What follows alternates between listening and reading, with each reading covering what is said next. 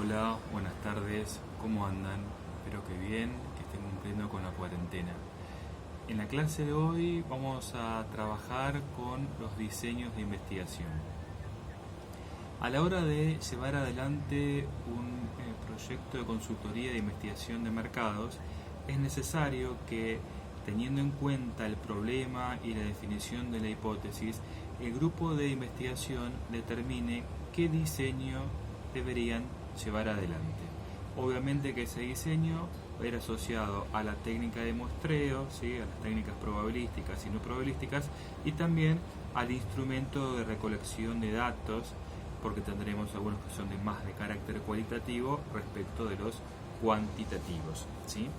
Bueno, ahora, hay una forma global de clasificar los diseños de investigación. La primera es la de diseños exploratorios.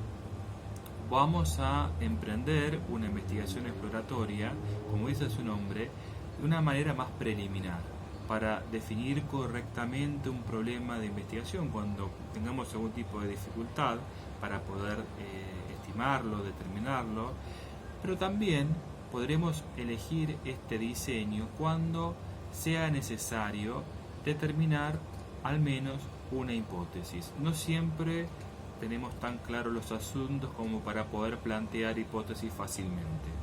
Será necesario llevar un estudio exploratorio, a veces para identificar fuentes de información, inclusive para entender qué diseño se ha utilizado con un enfoque más conclusivo en otros estudios equivalentes realizados en la anterioridad, ¿sí? Por nosotros mismos o por otros grupos de investigación.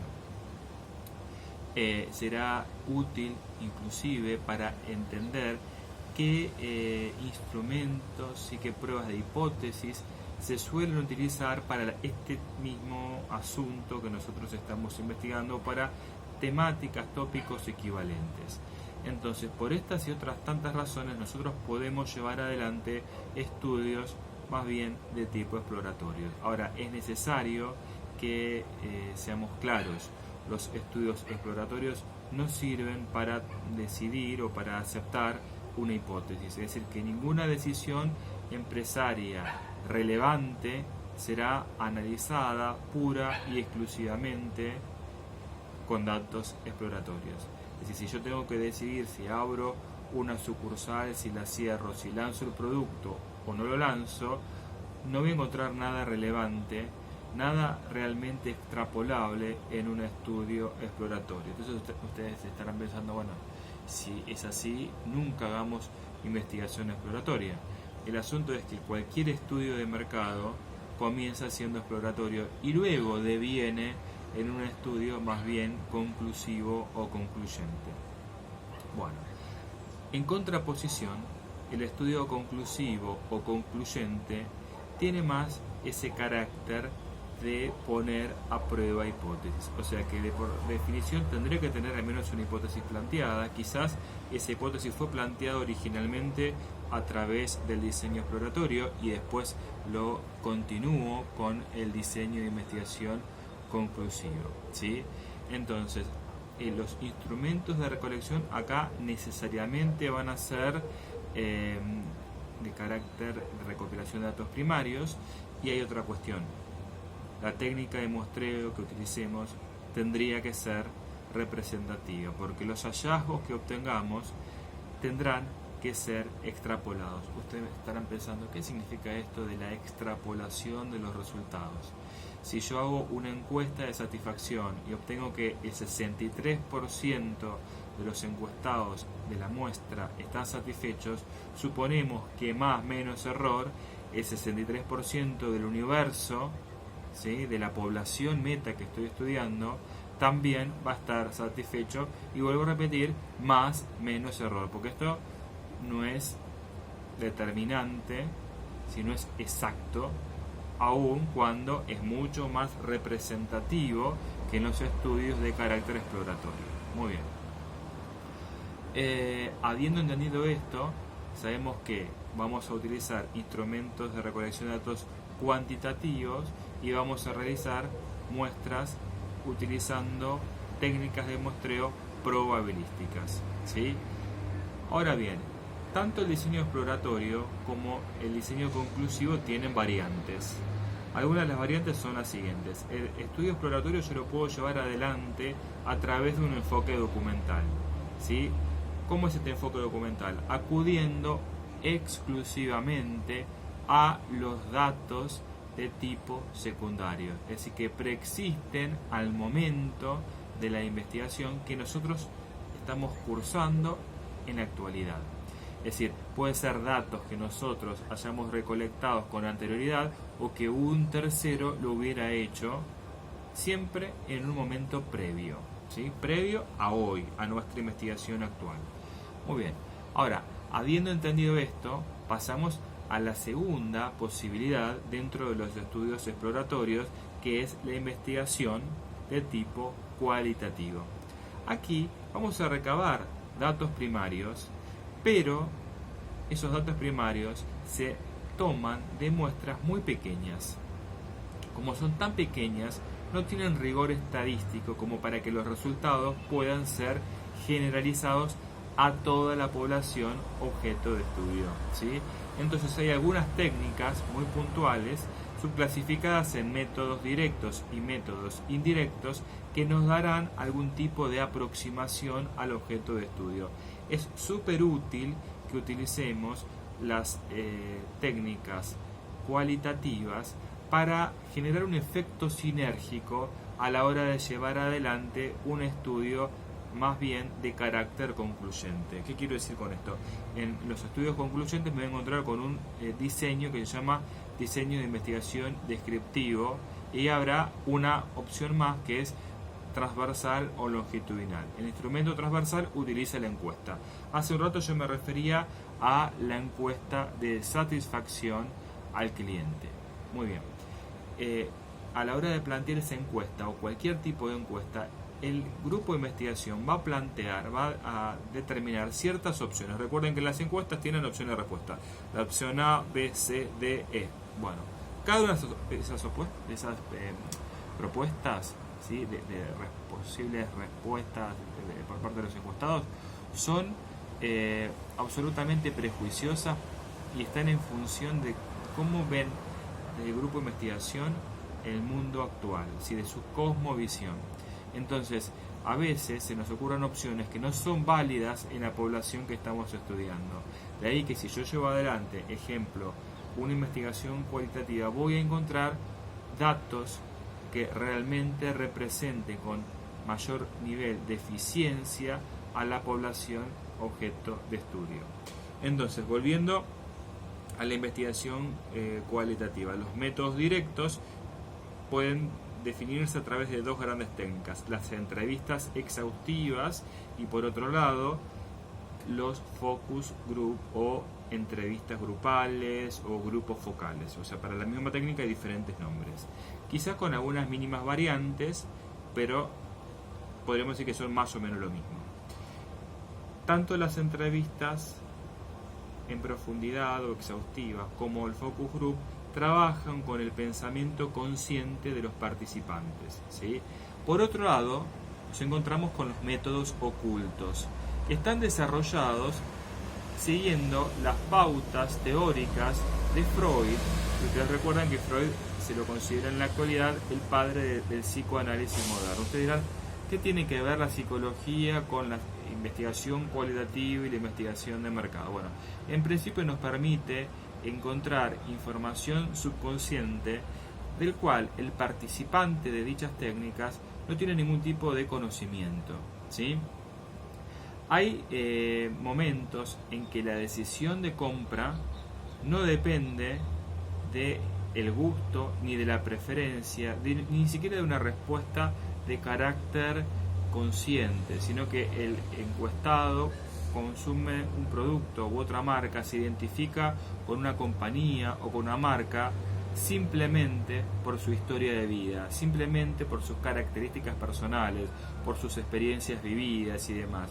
Todo esto hace que el marketing encuentre esa información y pueda hacer adaptaciones del marketing mix, sea desde el punto de vista de la definición del producto, del packaging, del color del packaging, del isologo, del eslogan del producto, o también en lo que se refiere a la comunicación.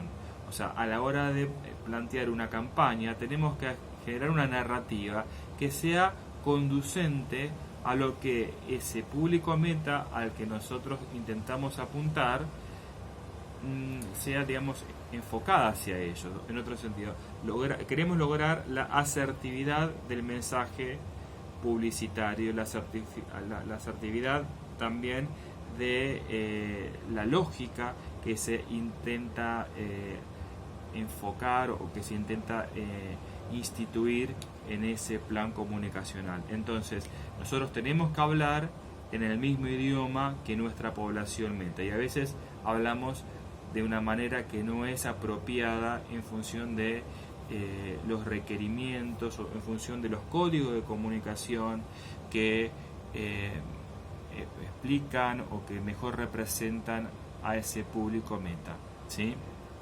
Hace unos años la marca de aguas saborizadas de Argentina, Levité, de Villa del Sur, había lanzado una campaña audiovisual en donde el jingle tenía una canción que repetía el concepto 20p, 20p. Bueno, porque básicamente el público al que apuntaba esa campaña era un público más masivo, con problemas de ingreso, que utilizan ese vocabulario. Coloquialmente no hablan de 20 pesos, sino que hablan de 20p. Entonces, ¿cómo logramos identificar esto? Estudiando el mercado, muchas veces a través de los estudios cualitativos, en donde las técnicas proyectivas tienen en ciertas ocasiones una utilidad fundamental.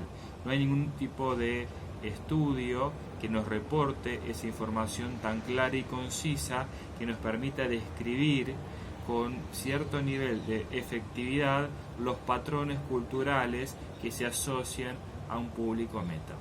Bueno, muy bien, ya entendimos entonces lo que es la investigación cualitativa. Pasemos ahora a las subclasificaciones dentro de los estudios de tipo conclusivos o concluyentes. Ahí nos vamos a encontrar con los estudios de diseño descriptivo.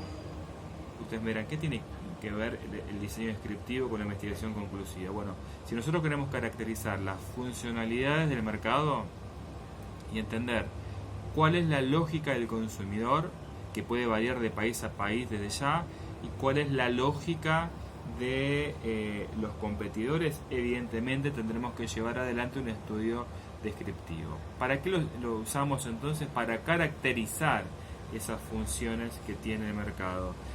O sea, piensen que la cancha, si lo queremos metaforizar de esa manera, en el mercado va a estar definida en gran parte por el consumidor y también por nuestros propios competidores. Es decir, todo lo que nuestros competidores decidan en concepto de estrategias serán quizás planes que nosotros tengamos que seguir. Entonces es súper necesario que estemos evaluando cómo implementan las 4P nuestros principales retadores, y además cuáles son las tendencias de consumo. No sea cosa que nosotros estemos produciendo bienes que en el corto o mediano plazo sean discontinuados de la preferencia del consumidor, o sea, el consumidor prefiera otro tipo de bienes.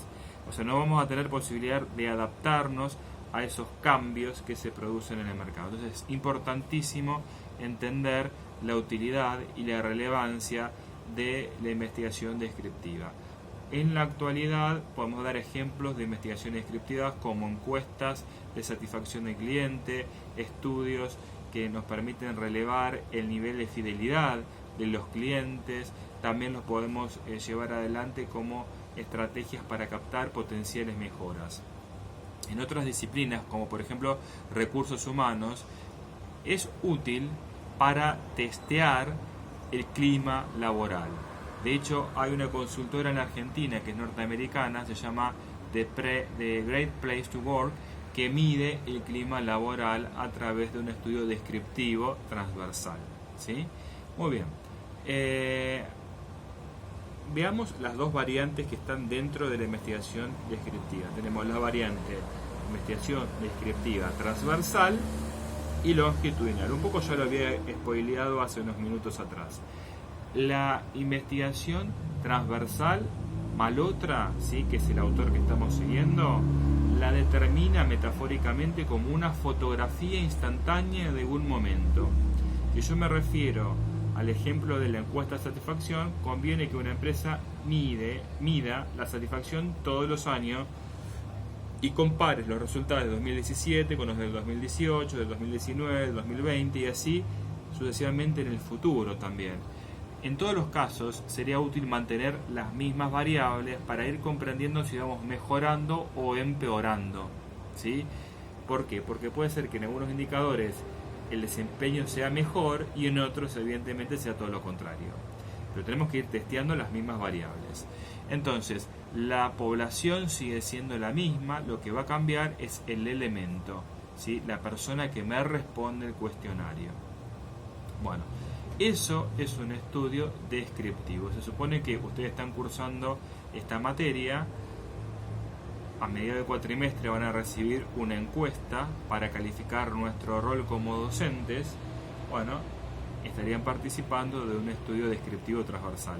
Si ustedes no recursan la materia, estamos hablando de que la muestra es reemplazada por otra muestra que pertenece a la misma materia, pero serán estudiantes nuevos el año próximo. Entonces, el año próximo la universidad va a mantener el mismo instrumento de recolección con exactamente las mismas variables y va a ir midiendo el nivel de desempeño del docente, si es constante, si mejora o si empeora, ¿sí?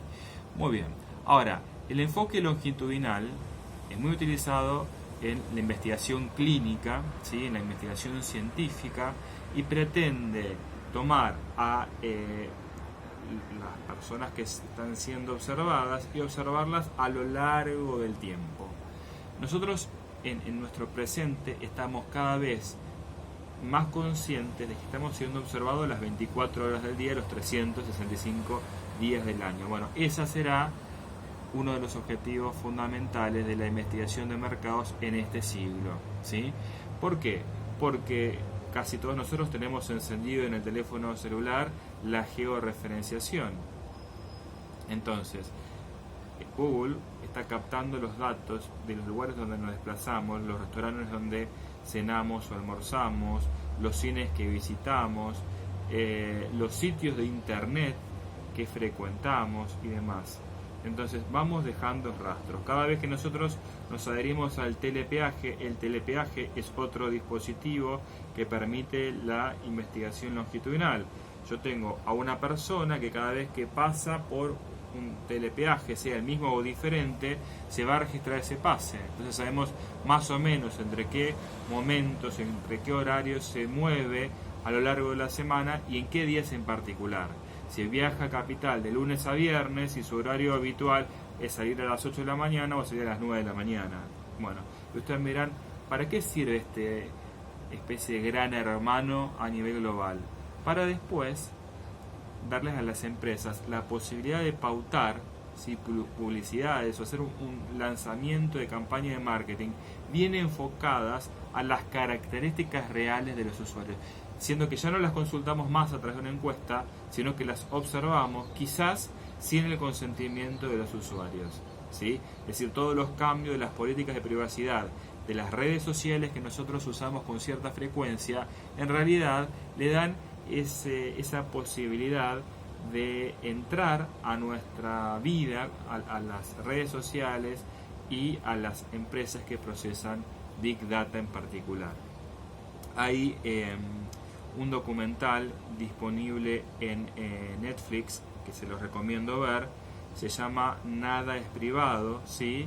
Y justamente habla del caso de Cambridge Analytica, que ha apoyado a Donald Trump para que llegue a la presidencia, obviamente basado en la ciencia de datos, ¿sí? Esto está íntimamente vinculado con esa investigación longitudinal. Bueno, ahí ya entendimos entonces las dos posibilidades que tenemos dentro de la investigación de tipo descriptiva. Y ahora pasamos a la causal. La causal es más bien de enfoque experimental. Es decir, que nosotros determinamos una variable que podemos manipular.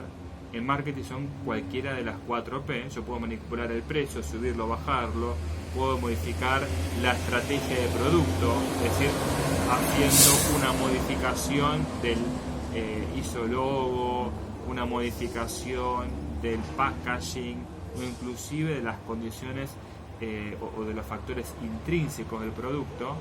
Puedo modificar la estrategia de comunicación pautando en ATL o en BTL o en ambos dos, una vez a la semana, 5 veces a la semana, una vez por mes, ¿sí? O sea, haciendo todo tipo de manipulación referido a eso. Y también puedo hacer experimentación a través de lo que es la distribución, la logística. ¿Bien? Bueno, esas manipulaciones entrarían dentro de la definición de la variable independiente. La variable dependiente es aquella que me permite medir el efecto de la manipulación de la variable independiente. Entonces hoy me voy a encontrar con facturación, con participación de mercado o market share, con satisfacción del cliente, con fidelidad del cliente, con índice de rotación de productos y otras tantas posibilidades. Entonces, si ustedes quieren conocer si la demanda de un producto es elástica o inelástica, bastará con que elijan el producto, elijan unidades de prueba que pueden ser sucursales de supermercado, de kioscos, digamos, los puntos de venta que correspondan, y luego definir el porcentaje de variación del precio. Es decir, si yo quiero medir cuán elástica es la demanda, debería subir el precio, ¿no es cierto? Ejemplo, subo el precio un 10%, ahí estaría manipulando la variable independiente y veo cómo esa manipulación del precio afecta la facturación. Entonces, si habiendo subido el precio la demanda sube, digo, esta demanda no es elástica, ¿sí? Porque el público al que apunto no es tan sensible a la variable de precio. En cambio, si subo el precio y la facturación baja, decimos, hay suficiente evidencia estadística como para demostrar que el precio incide en la facturación. Entonces, esa demanda sería elástica al precio. Bueno, yo les di un ejemplo de elasticidad de demanda, que lo pueden probar por intermedio de un experimento, pero cualquier otro experimento que ustedes salgan podría estar vinculado, estaría más relacionado con este concepto de diseño causal, que pone a prueba esa relación probabilística de entre dos variables como mínimo, ¿sí? Una variable independiente y una variable dependiente. Bueno, para cerrar, no hay estudio de mercado sin la selección apropiada de un diseño de investigación. Si yo quiero medir la satisfacción del cliente, no puedo evaluarla solamente a través de un estudio cualitativo. Tendré que ir a algo más suculento que me permita recabar datos con mayor nivel de profundidad. Entonces será necesario hacer un estudio descriptivo transversal, ¿sí? Muy bien. Ahora, si lo que quiero probar es la aceptación de un ISO logo, si lo que quiero probar es el mensaje publicitario antes de lanzar una campaña que tiene un costo multimillonario para cualquier empresa, ¿sí? De consumo masivo, entonces tiene sentido que hagamos esas pruebas en un entorno más controlado, ejemplo a través de una cámara Gesell, ¿sí? O a través de un focus group. Entonces nosotros tendríamos que ir teniendo en cuenta la importancia de la temática, la inversión, ¿sí?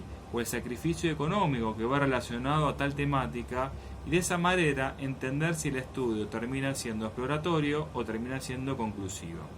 Respecto de lo conclusivo, hay algo que quiero remarcar y que todo el mundo recuerde, que aun cuando nosotros mostremos la aceptación de una hipótesis o su refutación en el presente, puede ser que dentro de una semana, un mes, un año, 5 años, esa comprobación no tenga ningún tipo de efectividad. Es decir, que en el futuro puede suceder que esa hipótesis aceptada deba rechazarse, ¿sí? ¿Por qué? porque cambian los contextos. No es que hicimos mal la investigación, pudimos haberla hecho mal desde ya. Podemos haber seleccionado una muestra que no representa la población objeto de estudio. No obstante, también piensen que el consumidor está cada vez más sometido a cambios, ¿sí? A cambios que el mercado o la sociedad le impone, o que tiene que ver también con su nivel de maduración o inmadurez también. Es decir, hay ciertos consumos de bienes y servicios que por cuestiones religiosas, por tabúes, no están presentes en algunas culturas del mundo. En la medida que dichas nacionalidades, dichas culturas se tornan más proclives a abandonar ciertos prejuicios, es probable que acepten ciertos productos o servicios, ¿sí? Entonces, si yo justo mido cierto nivel de percepción, ¿sí?, de aceptación de concepto en un momento en que todavía no se produjo ese cambio, y ese cambio se produce de acá a 5 años, será quizás diferente el resultado que obtengamos en momento 1 respecto al momento 2. Entonces no tenemos que asustarnos si cambia el entorno, si cambia ese contexto de aceptación y de rechazo de hipótesis, porque de hecho es algo que probablemente vaya a ocurrir con más frecuencia, ¿sí? Vivimos en un mundo completamente rápido en cuanto a las convergencias y en las modificaciones en los hábitos del consumidor. En este presente, nosotros estamos adaptándonos a un nuevo formato de clases, que es la videoclase, ¿sí? Con encuentros sincrónicos, con encuentros asincrónicos. Quizás a diciembre del 2019 ninguno de nosotros hubiera pensado que estaríamos en este nuevo contexto.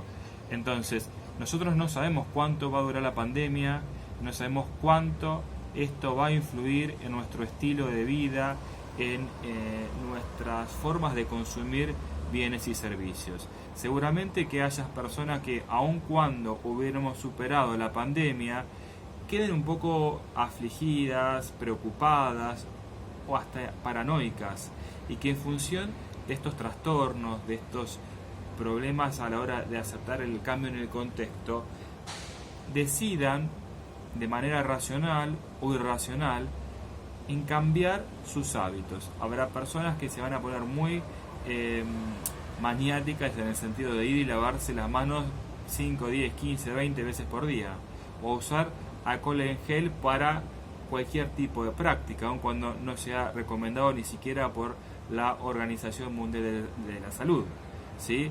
Pero lo tenemos que entender porque el contexto actual es lo suficientemente abrasivo como para que la sociedad mundial tenga miedo, ¿sí? Nosotros no sabemos si de acá a 2 o 3 meses el planeta entero va a estar andando en barbijos, y si eso lo tendríamos que naturalizar o no.